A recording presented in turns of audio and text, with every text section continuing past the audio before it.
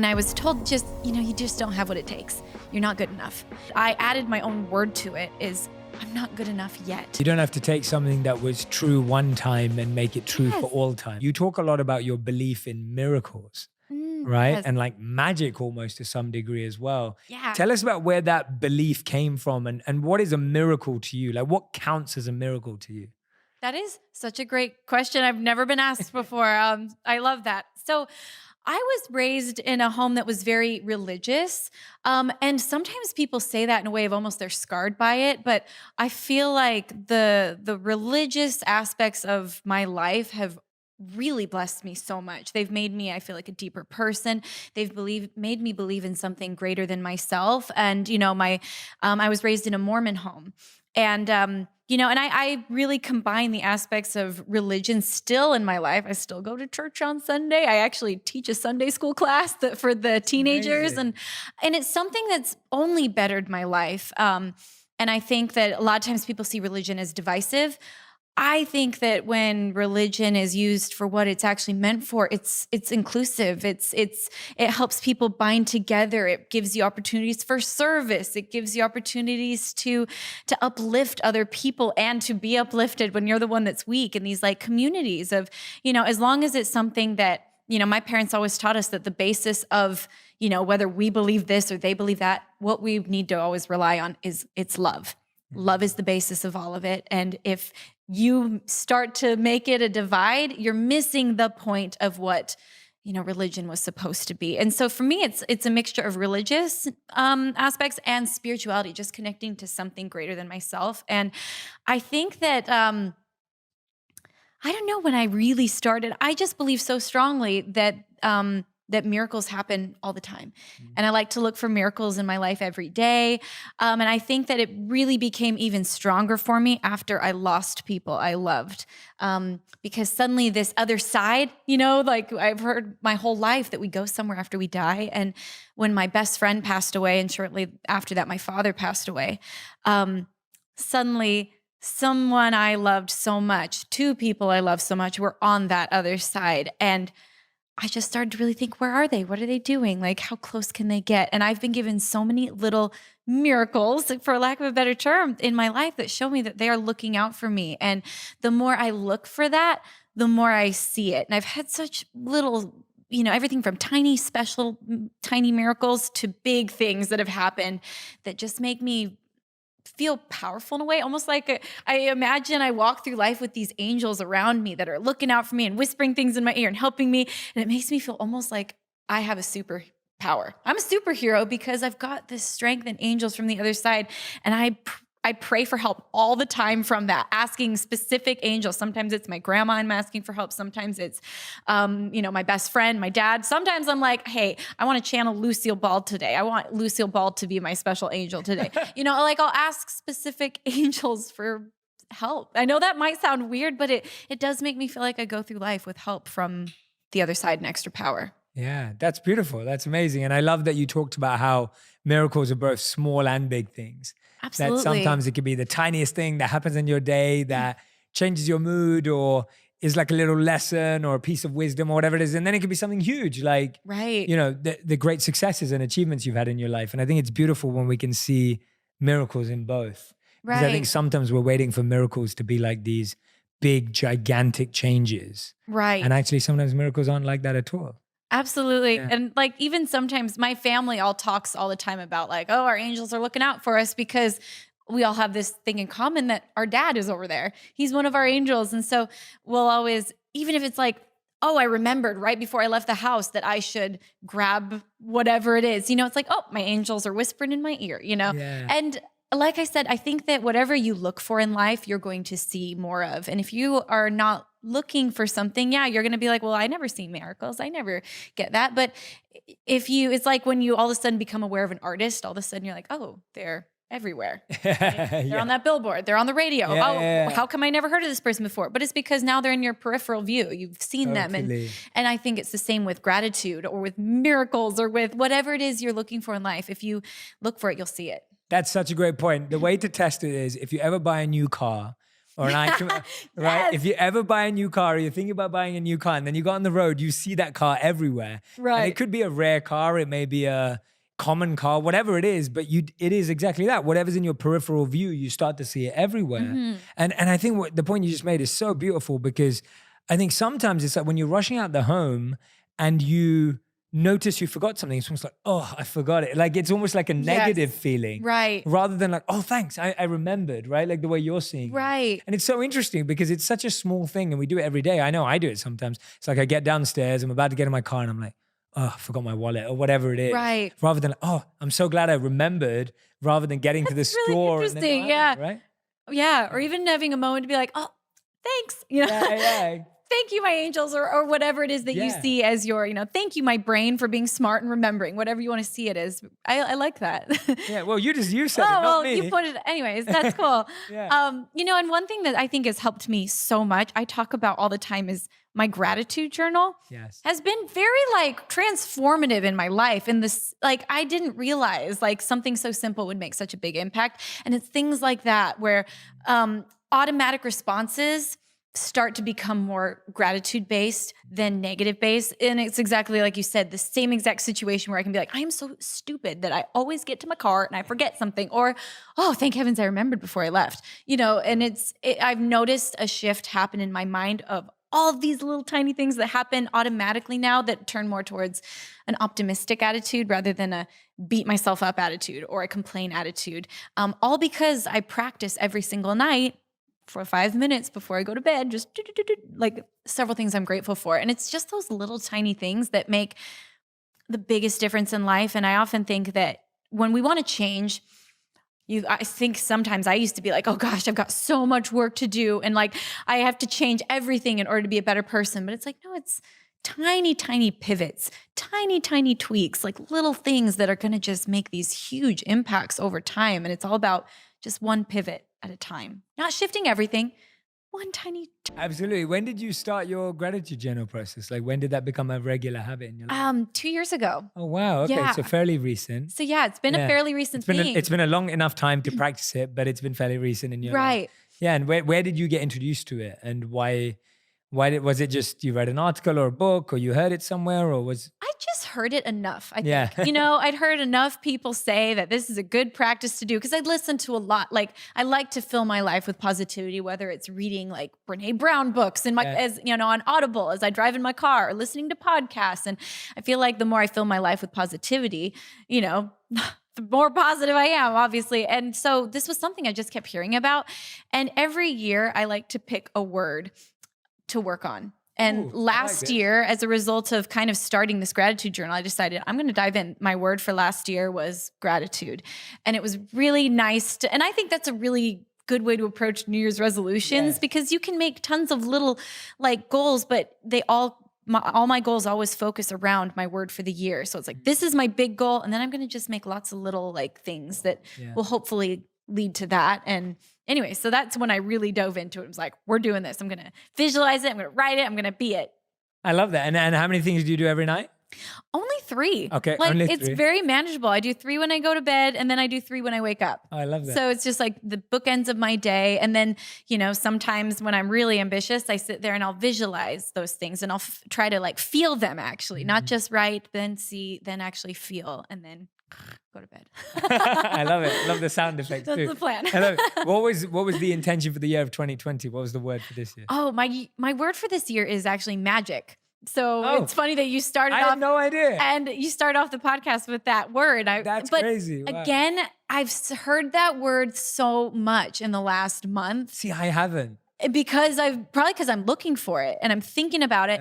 And the reason I chose magic is I feel like, I don't even know how to describe it. I feel like I used to live a little more magically, where I made big wishes and I dreamed big. And, I didn't even realize this, but someone was telling me that every 8 years, it's a year of manifestation.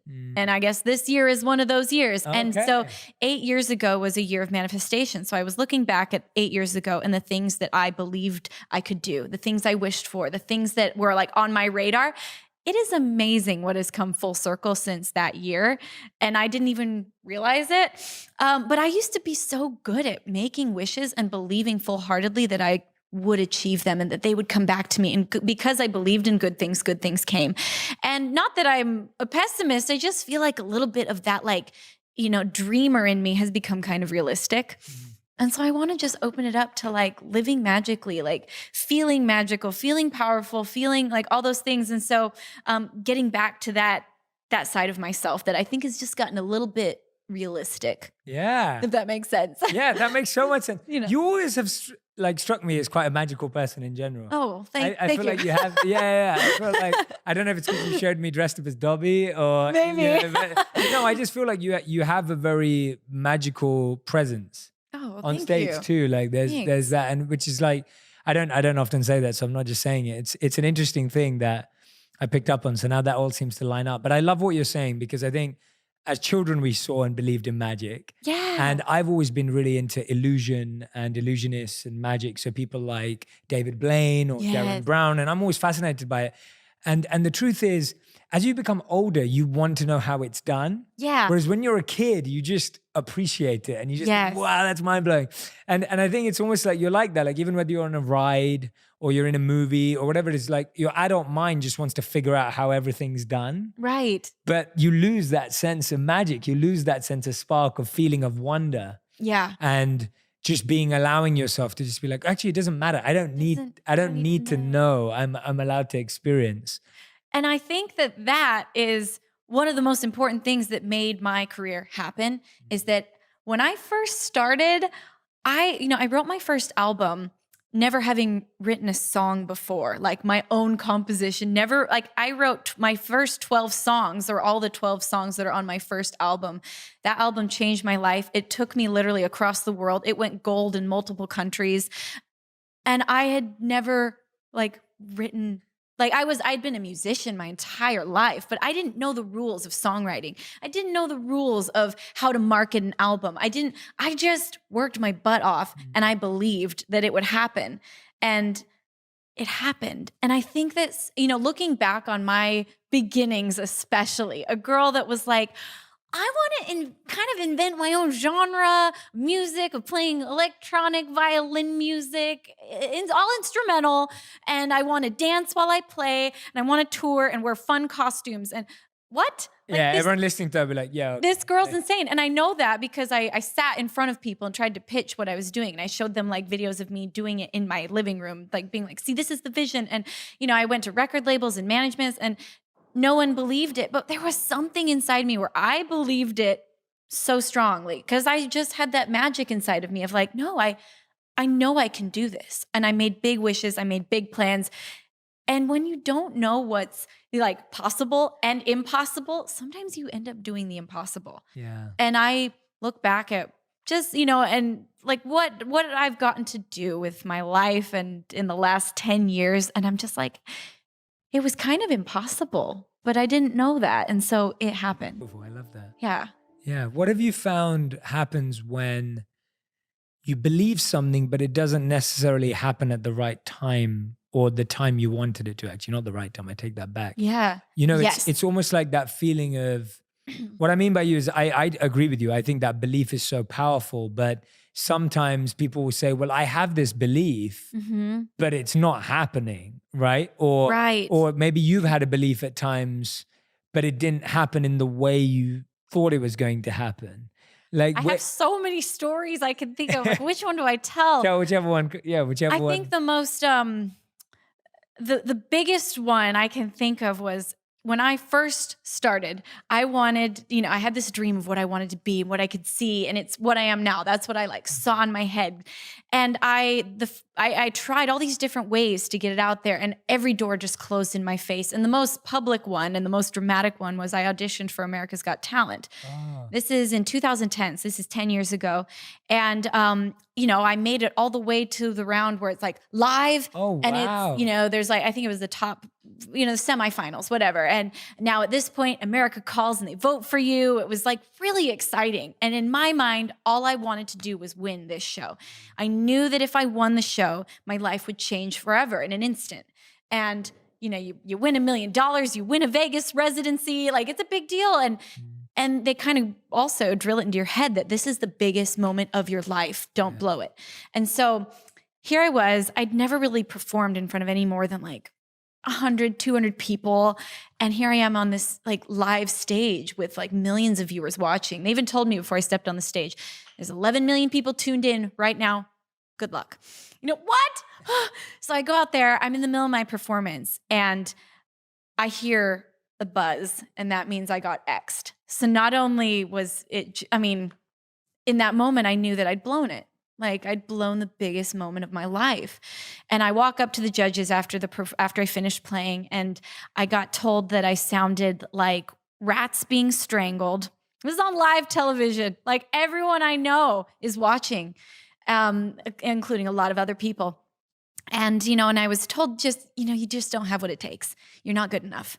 And I was devastated and humiliated. Really bad combo. And I remember I went backstage afterwards. Like I held it together on stage, like trying not to cry. And then I ran into the bathroom because that's the only place you could be alone. And I just sunk to the floor and I sobbed. Like I sobbed the ugly cry for a long time until they came in and found me and they're like, we're closing up. Like you got to go. And so, I packed up my little violin and I just honestly didn't know if I could get on a stage ever again because I was just so embarrassed, like, even embarrassed in front of my family. Even though they were like, you were great. We love you. We're proud of you. It was just, I just was like, I don't even think I can look myself in the eye again.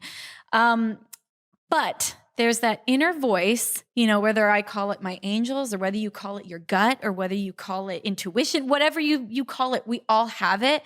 And it told me, you're not done yet. And sometimes that voice will be like, it's time to try a different road. Like there's different things, but listening to your inner gut will always tell you where you should go. And at this time it's not over yet. And, I kept moving forward and I ended up shortly after that, trying several other things and then discovering YouTube, which this was the early days of YouTube. I put some videos out. They went quote unquote viral for the time and it changed my life.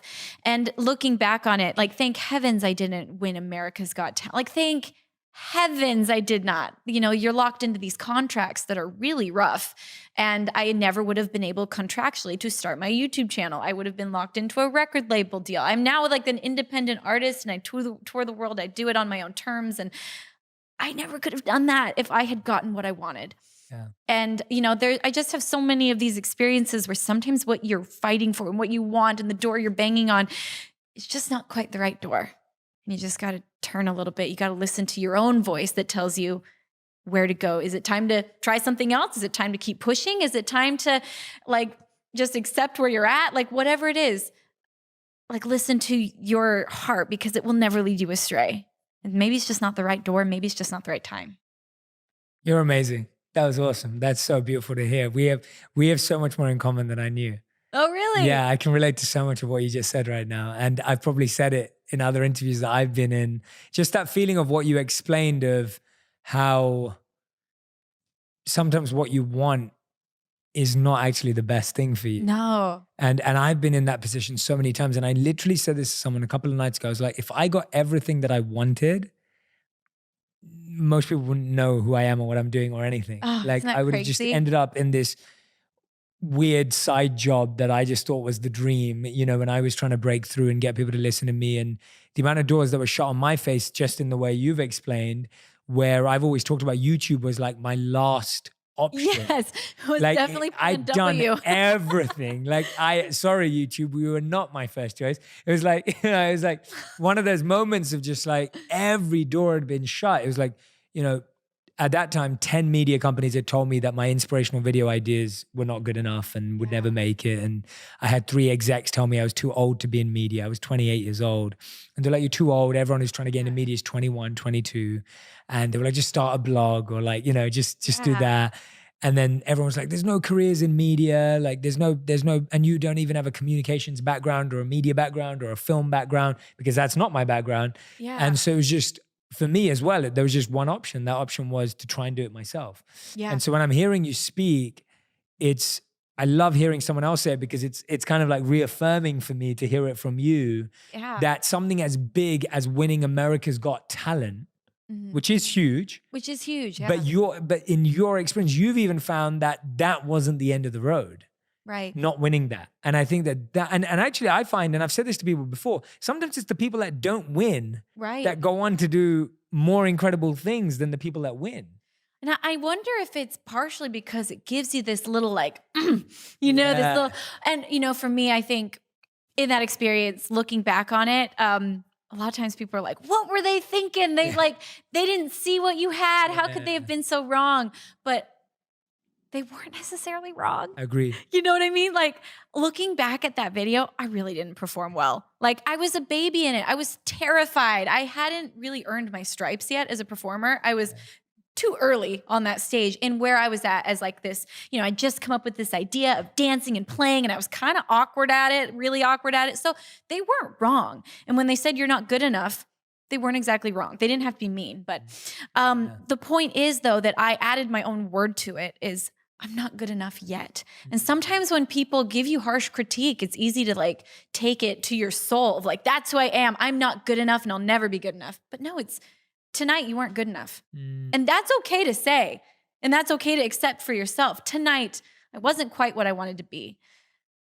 Yet. I will be better tomorrow. I'm going to show up. I'm going to work hard. And now I can say, honestly, when I step on a stage, I've earned my stripes. I worked my butt off. Like not only to create all of the social media stuff and learn how to live in that world, but honestly, just in my skills and my craft, like I've honed in, I still practice it. And so now it's like, yeah, I now have earned my place in this entertainment world. And just because I wasn't good enough yet back then doesn't mean I would never be. Just because you're not where you want to be right now doesn't mean you're not going to get there. And so, yeah. Yeah, you don't have to take something that was true one time and make it true for all time. Like that doesn't. That's the way I was trying to say it. Doesn't. Yeah, no. I was thinking about it while you were saying it. I was like, so often we take something that was said one time and we're like, okay, that's true for all time now, and that's it. Right. And there is no reality. I love what you just said about adding the word yet to the end, and about accepting that it's the same. Like, do you mind if I share my version? Please, I don't think I've shared this before, so I want to share it because you're inspiring me to share it. So I was working for a company and I was doing extremely, extremely well there. But I felt that I wanted to leave to work on my passion, which was create videos and share these ideas that were inspiring and motivating, and I believed would help people in their life. I hadn't yet made anything. And the company asked me to create my ideal job profile.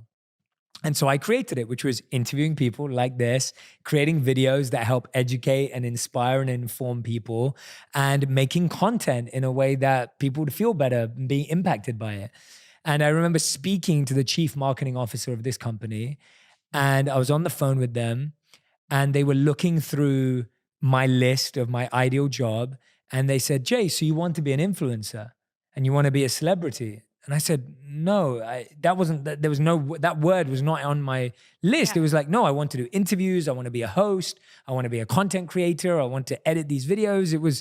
And they said, no, you want to be a celebrity or an influencer. And I said, no, I think you've got it all wrong. I just really believe that I should be making content. They said, well, we don't have space for celebrities and influencers at this company. And literally it was phone down moment. And I left like a week later. Now, so many people since that day have always said to me like, oh, don't you want to go back and show them what's happened and tell them? And I'm like, I want to go back and thank them. Like, I want to go back and express gratitude to them and be like, thank you so much for telling me that there wasn't any space for this role. I still don't see myself as an influencer or a celebrity. That's not the point. Right. But I'm so glad that I was told that this role didn't exist there. Because if it did, I'd still be working a full-time job, having to create content that was right for that place, and not being able to, same as you said, being an independent artist, getting to create content that I really believe in and that I really love and that can spread all across the world. So anyway, I'm grateful that, thank you for... No, I love that. It's just this idea that the doors that close that are devastating are oftentimes the best thing that could ever happen to you. But it's only going to be the best thing that ever happens to you if you keep moving forward. If you keep taking steps and say, okay, well, where's next? What's the next thing? It's still believing in yourself despite the fact that maybe someone else didn't. Yeah. I'm inspired. Just sitting next to you, I'm so inspired. No, honestly, like you just like put my soul on fire. It's amazing. It's like, anyway, it's awesome. Tell me about, we've talked about professional failure or professional rejection and purpose-based challenges. This is purposeful to you, the work that you do. It's not just you're a musician and you do it from a career point of view. It's purposeful. But tell us about the personal challenges that you've broke through as well. Like you've battled with anorexia. Yes. And that, I mean, I'll let you tell me whether that was harder or easier than a professional challenge, but it sounds like it's a lot harder when it's personal and with you and your body and your mind. I mean, tell us about how you went through that experience and how you overcame that. Yes. And I actually love to talk about this because so many people, you know, to some degree or another deal with this, whether they are diagnosably anorexic or whether they just some days hate their body. Like, I think that a lot of people deal with this. And I think depression is something that, whether it's like clinical depression or chemical, or whether it's just situational, like everybody deals with that at times of their life. And so I think it's something that's so important to talk about and like learn for yourself and understand how you go through these phases.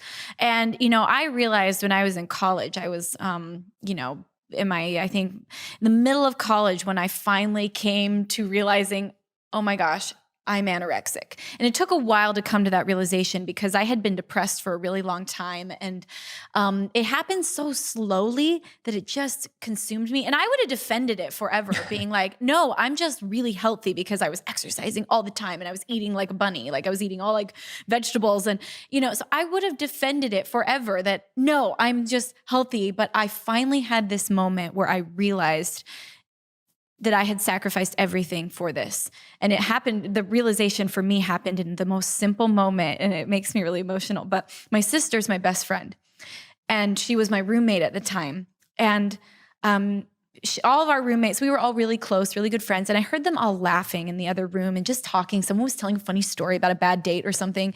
And they were all laughing, but I just didn't even have the energy to get off my bed to go in and join because I also just thought like they wouldn't even want me to join. I just was so depressed. And then my sister came in the room and sat on her bed. And I looked at her and thought, I don't know when we became strangers, but I don't even know how to talk to her anymore. And it was because I had gotten so consumed in my mind by like anorexia is fully consuming. All you think about is yourself. All you think about is your next meal. All you think about is what you look like. Like it's, it becomes a very selfish disease that is very isolating. And it's not like you're selfish in the terms of like, oh, I'm awesome. Like it's selfish in the terms of all you can worry about is yourself because you're so consumed. And so I didn't even realize, but I was like, I don't remember the last time we had like a real conversation or laughed or talked together. And that gave me the courage to be like, something is wrong. Something is definitely wrong in here and I need to figure it out. And so I started going to therapy because I was finally willing to fight for happiness again. I realized I was sad. And it took me about 2 years to fully come out of this first cycle of like, depression and pull out of it and come out of anorexia and become like, oh my gosh, I think I'm healthy. And, you know, since then I find it being like, it's going to always be a part of my life in the weird way. I don't know how else to say it, but it's very much in the background. It's something I don't deal with on a regular day-to-day basis.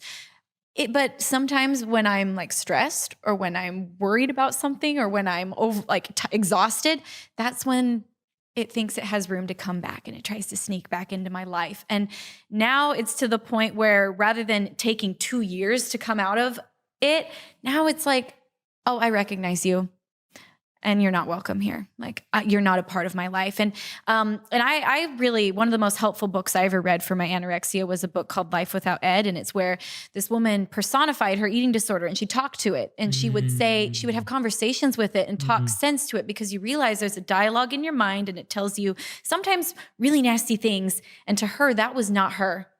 That was Ed. It was her eating disorder. And so I started to do that. I started to see these horrible thoughts in my mind as they're not me. Anorexia is not who I am. It's like this little like thing that's come into my life and it's not welcome. Yeah. And so I constantly remind it to leave. And when I if I see a picture of myself and have that thought of like, oh my gosh, like I look huge. Or if I catch myself in a mirror and think something nasty, I am now immediately tell that you're not welcome. We don't talk to ourselves like that. I don't entertain those thoughts. And then I'll say something nice to myself. Like, I am strong. Like, there are so many wonderful things about my body. Like, I'm healthy, I'm strong, I can dance, I like to run. Like, and so it's choosing what I am going to let stay now. And also, I think that it's sometimes takes work. And we don't always put that into play. We all know it takes work to be healthy and to eat right and to exercise and take care of our bodies. But what about our minds? And how much attention do we give to the happiness and being positive? And, that's why I write my gratitude journal, all these like little practices I have in my life. And then I think the biggest one for me is just listening to that voice. And when it says something that's unfair, I learned years ago when I was going through therapy and anorexia, to not entertain the bad.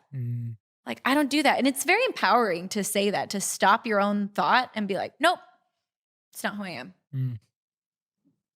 Self-love, that's what it just all comes down to. That's great. I love the way you've broken down the process for all of us. And thank you for the recommendations on the books too. It's always, I know the audience loves hearing what books help and work. And so if anyone's struggling with that in particular, it sounds like a fantastic book that really is. Really helps you understand the voices in your mind and your head and recognizing which ones are not you. That's 100% true. Yeah. That's 100% true. It's always like a bad friend. I think it was Gandhi who said, don't let anyone walk through your mind with their dirty feet.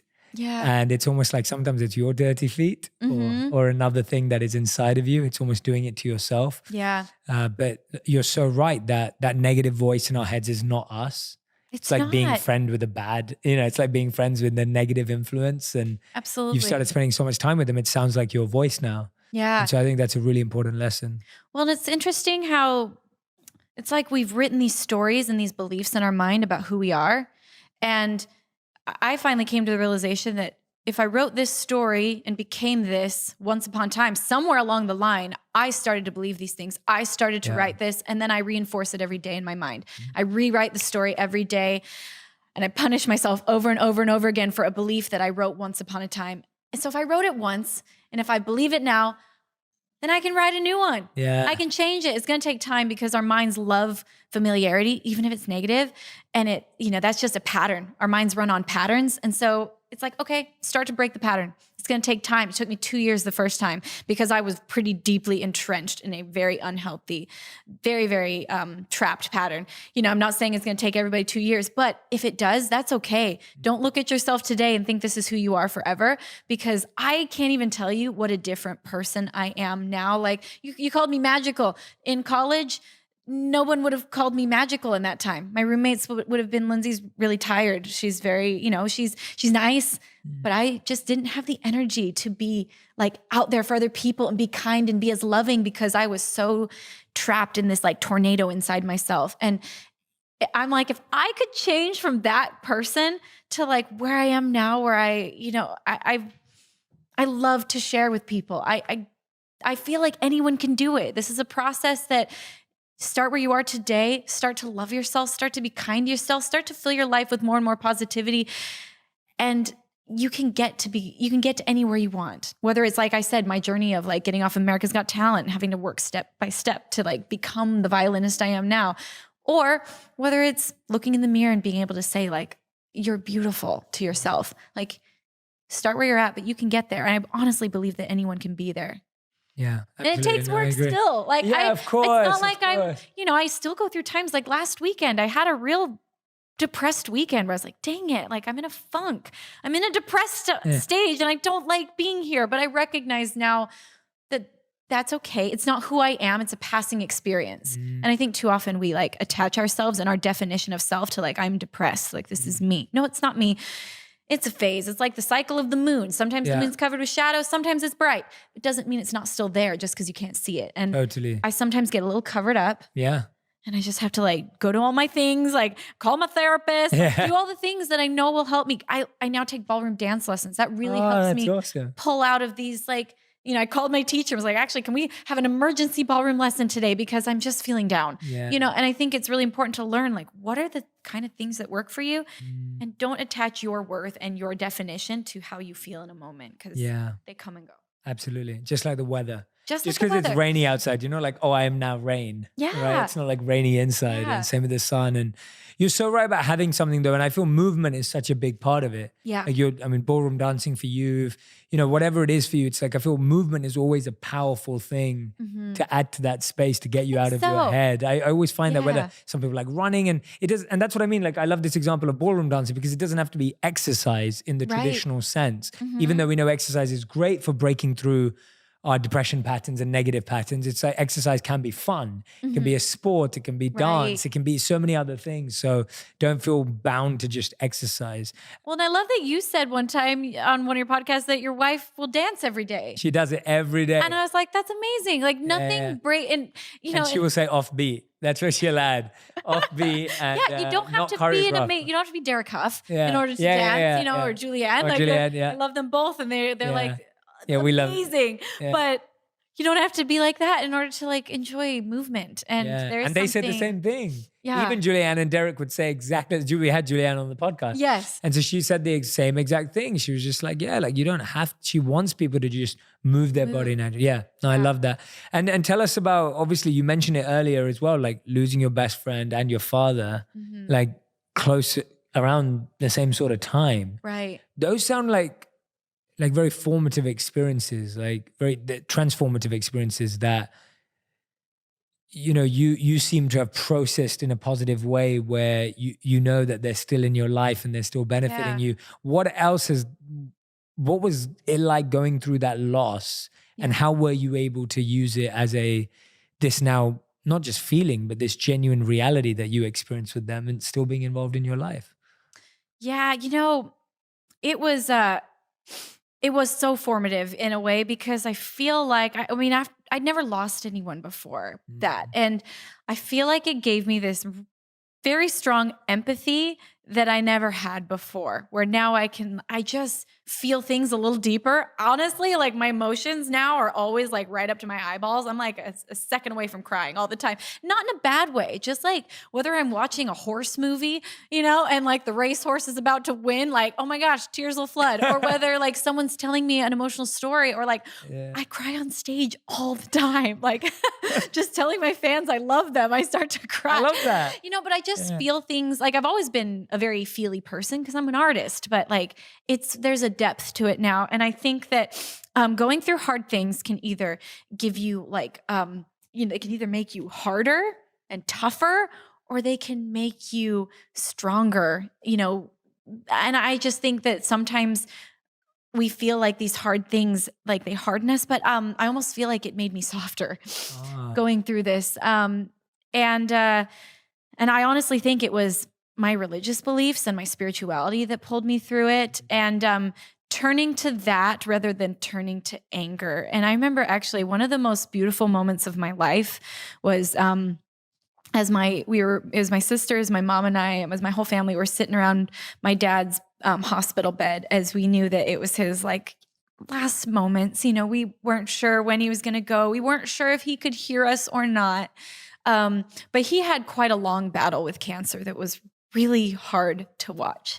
And so as he's laying in this bed, not looking like my dad anymore, we sat there and we were just in silence, like not knowing what to say. And then one of my sisters was like, you know what? Let's tell stories about dad. Let's tell like some of our favorite moments. And we just sat there and they started a little like, I remember one time, and then before you know it, we were laughing and we were crying and we're all holding hands as we're telling these stories. And in that moment, this shift happened in me where I went from this bitterness of like, how could this happen to my dad? This smart, strong, like the best man I know, funny, like he made me who I am.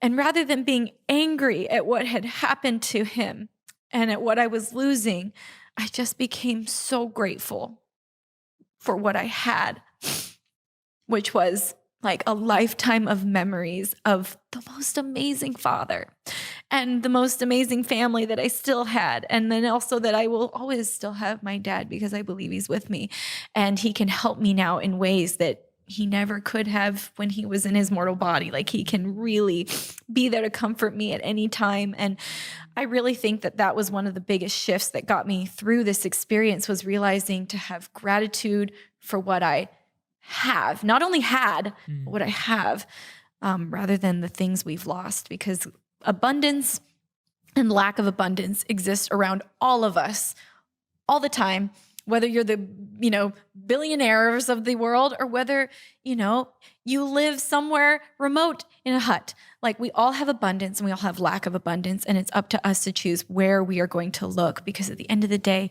we all just want joy. We all just want happiness. And what else matters than like sharing goodness, sharing gratitude, sharing love, and giving yourself the ability to have self-love, and forget all the labels and the judgment and the money and the, like, who is it that decided we're all supposed to look a certain way? Who's it that decided that money equals happiness? Because it doesn't. Who's it that decided that success makes you better than somebody else? It doesn't. Like, all these things that sometimes trap our minds into feeling like we're supposed to be a certain way they're prisons. And as soon as you can stop all those voices and those opinions and just realize, like, what is it that I want to be? I just want to be grateful. I just want to love. And that was a huge shift that happened in me. And it happened, moments before my dad passed away. And it's, to this day, one of the most transformative just moments I've ever had. Thank you so much for sharing that, by the way. It's so like heartwarming to hear you express everything through gratitude. Like, you can tell how much you've processed everything through gratitude, even the toughest moments of any one of our lives. Like, for anyone who's lost someone in any way, anyone who's listening or watching right now, that it's not easy to do that. But the fact that you've been able to fuel every situation in your life with gratitude is an amazing lesson for all of us. Like, it's amazing. Oh. It's really, really beautiful. And it's such a wonderful reminder for us all to follow that example in all of our different challenges and situations in life. And you're just saying there that, it's all about being joyful, and et cetera. And like, this new album that you've made, Artemis, is obviously, you say it's one of the first albums that you've recorded from a place of joy. Yeah. As opposed to recording it, from a place of pain or challenge or struggle. That, as an artist, I mean, that almost sounds harder sometimes. It does. Isn't it? Isn't it harder? Like, well, it's sometimes. Yeah. Tell us about how that was different. Yeah. People always say that, artists make the best music through pain, or the best like films through pain. And I was like, oh, that's kind of horrible that we have to experience pain in order to make good art. And, but to be honest, like, whenever I go to start a new album or a new phase, it's like, okay, I think, where am I at? What am I feeling? And, my Brave Enough album, which was the previous one, was written about loss. It was right after and like during like all of this that I wrote that album, and I drew from hard emotions. And it was a good album. However, I think that this album, Artemis, I think it's my best album I've ever done. And it was really exciting when I went to think about, okay, where am I at? What am I drawing from? And I thought, I'm in a place of joy. Like, this is awesome. I get to write about being in that place, not just hoping to be in that place and the strive to get there, but I get to write about it. And I called the album Artemis because Artemis is the goddess of the moon. Mm-hmm. And I've really come to appreciate this whole analogy of what the moon represents to me now. That I mentioned it earlier just briefly, but that the moon goes through phases. Sometimes it's bright and it lights up the whole night. Like, you can literally walk by the light of the moon. Other times it's covered in shadow and you can't even see it. Yeah. And, after my best friend Gavi died and my dad died, I was in a little bit of a shadow for about 2 years. Like, I was in quite this a little bit of a situational depression. And I had kind of accepted that, you know what? I think loss changes you. And I think this is the new me. And I just need to get used to her. And that rose-tinted glasses version of myself, that kind of magical person, I think she's gone. And that, okay, this is me. And then after about 2 years, I just felt myself come back. It's like the eclipse was over. And I was like, oh my gosh, it's not that I was gone. I was just covered up by a little bit of shadow. And that's okay. And that's why I always now think about depression and all these things of they're just, or a hard weekend. They're not who you are. They're passing phases, whether it lasts 2 years because I lost the most important people of my life, or whether it's just for some reason you're having a really hard time.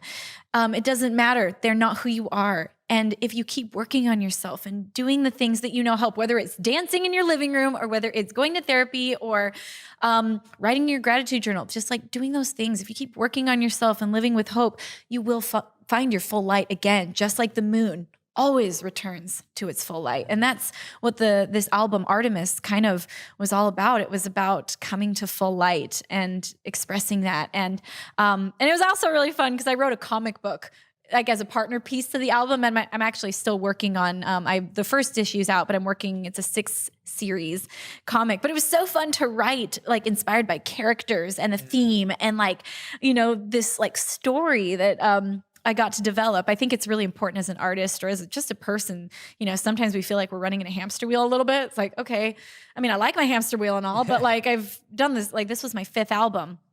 So I was like, how can I make my hamster wheel feel slightly new? It's not like I had to just be like, I'm done with music and I'm trying something else. It's like, no, I just need a slight shift to make this feel fresh. And for me, that did it for me. Just having a story and a comic book and like writing a music almost as if it's a score for the comic book just made it all feel really fresh and fun. Yeah, that sounds so innovative. And I love the analogy of the moon because for me, it's like, that's such a beautiful way of looking at life. Like you don't judge the moon every day. Right. Like you don't go, oh no, it's a half moon today. Or like, oh no, it's covered today. Or like, oh no, it's full today. It's like, you realize that it goes through phases. Right. And it's the same with ourselves. Like we're going to go through phases and you're going to be full of light one day and one day you're not. And it's going to come back around and it's okay. It's okay. Every phase is okay. Every phase is okay. And every phase is still beautiful and useful and has a purpose. Yes. I don't think it would be possible for the climate for the moon to shine the same every day. Like I don't actually think it would be scientifically possible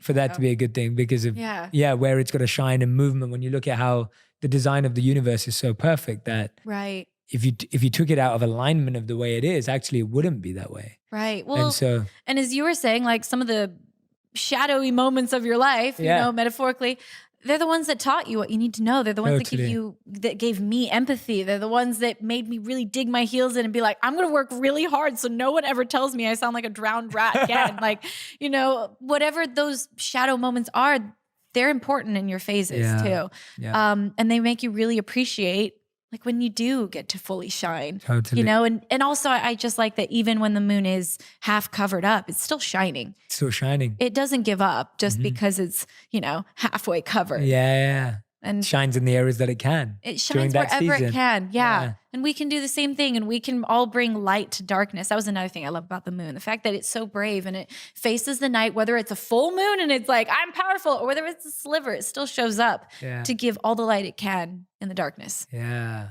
Wow, so many beautiful lessons from the moon. I know, I love the moon. Yeah, it's special. Yeah, I'm never gonna look at a moon the same way ever again. Yeah, me neither. yeah, it's amazing. No, it's so beautiful. And I loved what you were talking about, innovation. I love that even though this is your 5th album, it's not like, oh, now I've done music and I play the violin, maybe I'm gonna go learn how to play another instrument, or maybe we're gonna get into, and I'm gonna be a dancer, and there's nothing wrong if you did that. Nothing wrong with any of that. But it's interesting to see how you can innovate in your space. Yeah. And actually your creativity comes to life. And you innovated a virtual concert, right? Like, I did. Yeah, tell us about that. That sounds like it was so crazy. They had me in this whole like suit with all these little sensors all over them. It's like, and they created these really cool worlds for me to perform in. I was like a Lindsey avatar of myself. So I got to actually design it to be like my little Artemis character, that I made for the comic book. And I got to perform online as this avatar in this like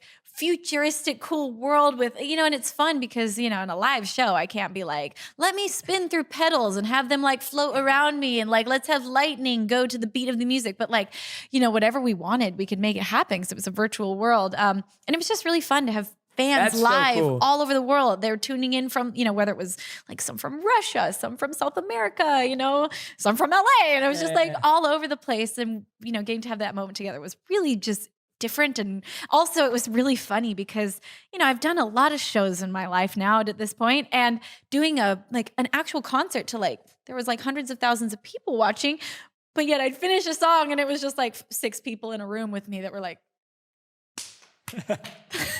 So like that energy of a concert, I kept having to remind myself like, oh yeah, all those little, I could see the dots of the people that were in there watching. Like, those are all people. They're all here, even though I can't see them. I can't feel their energy. They're clapping at home. Yeah, they're hopefully clapping at home. But just lets my manager and some of the engineers like, yay. I love it. Yeah. I love the innovation of it. I think that's awesome. I'm excited to see what you end up doing with like virtual reality or augmented reality. Or like, are you into all that kind of stuff? Or it's fascinating. It's really interesting to me. So it is fun to think like, what is the next step for that? Like how can music more be incorporated into that world? And who knows? Yeah. I think experiences for audiences are just so powerful, and technology allows us to touch so many people that could never be in the room or could never travel. Or I've been thinking about this a lot lately about, just dealing with this thought in my mind of like, social media provides such an opportunity to connect across the world and do so much good. It also, as we know, has such a power to do like not good. And, we find ourselves sometimes trapped in these comparison, situations, or feeling bad about ourselves because everybody's showing their lives through filters and it seems real, but it's not. And I've really been thinking a lot lately. I'm like, am I a part of the problem of social media, or am I a part of the good? Wow. And I think the answer for me after thinking about it more is like, okay, I think I do feed some of the problem because I think I do a lot of the good. I try, but I was like, you know what? I'm sure my fans look at my pictures that are like from photo shoots or like my polished music videos when I like took hours, literally hours to get ready, like my hair, my makeup, body spray, I look good when I show up on set. Your music videos are amazing. Thank you. Yeah. I love making my videos. And I'm like, oh my gosh, I'm sure people compare themselves the same way I compare myself to people's filters. And that's not to say art is art. And, this is kind of the realization I've come to. It's okay. Like, I love makeup. I love playing with costumes and fun looks and expressing myself artistically in that. However, if I'm going to do that, I need to be okay with the other side. I need, for me. And so I've realized I've made this new goal of trying to just showcase some unfiltered life online. And that's a little vulnerable for me because I don't have flawless skin. I still get I'm 33. I still get breakouts. Like what? Everyone lied to me and said that was a teenager thing and it never got left behind. But, just showcasing and realizing that it's fun to get dressed up. It's fun to do all that artistic stuff, but it's only fun if you're okay without it. I think one of my favorite quotes is from Cool Runnings, where the coach says, a gold medal is a wonderful thing, but if you're not enough without it, you'll never be enough with it. Ooh, and so I love that movie. Yeah, I love that movie. And so I've really been trying to make sure, if I'm going to do all this other stuff, I have to balance it. Life has to be balanced. And because I also get used to seeing myself with these filters, whether it's the funny filter with bunny ears that makes your skin flawless and or whether it's looking at myself through the lens of a music video. I need to be okay looking at myself in the mirror and saying, I'm just as beautiful without all of that. And it's funny because when I do post like that, my fans all say that's when I'm the most beautiful. And I need to believe that. And also I just want them to see that I have frizzy, crazy hair and acne and all of that. So I've been thinking a lot about that lately, of trying to make sure I'm not a part of the problem of social media. And I don't know, it's been a really interesting balance over the last 2 months to try to gauge for myself personally and for my fans. Yeah, no, absolutely. And I really respect that. I think it takes a lot of, because there's two sides to it as well. And this is kind of the balance that you're saying of we also don't want people to play down their lives. Right. So that we all settle for less. Right. You know what I mean? It's you want to be creative and you want to bring your art and you want to do body and you want to look, and it's not I think that's the point, that you're not saying, oh, I look beautiful here and I don't look beautiful here. Right. That's what we don't want. But we also don't want people to just settle and not be extravagant and not play for that, because there's art and beauty in that as well. Yes. And I almost feel we don't want to create a culture, just as we don't want to create a culture that just celebrates filters. Yes. We definitely don't. We also don't want to be a culture that only accepts. And when I'm saying average, I don't mean beauty or how you look, but it's creativity or passion or purpose, Totally. right? It's like that. It's that balance. And it's like, I'm sure at there's some no right point answer. I'll go too far and then I'll be like, oh, I went too far. And then I'll go too, it's probably going to be an ever fluxing, balance. But like I said, it's like, it's just as much for me as it is for anyone else. It's like, because I find myself comparing to other people's filters and we all do. So it's like, well, then I have to be really okay with myself without the filter so that I can love being that person that is behind the camera. Like, because if I love who's underneath all of that, then it's going to be all the more enjoyable to be like dressed up with antlers on and in this crazy dress. And, as long as I'm okay without all of it. Yeah, absolutely. Anyways, just something I've been thinking about a lot Yeah, lately. no, I love it. Yeah. And I think we need to work, I think that's going to be something we're all going to get right and wrong every day. It's a process for all of us. Figuring it out.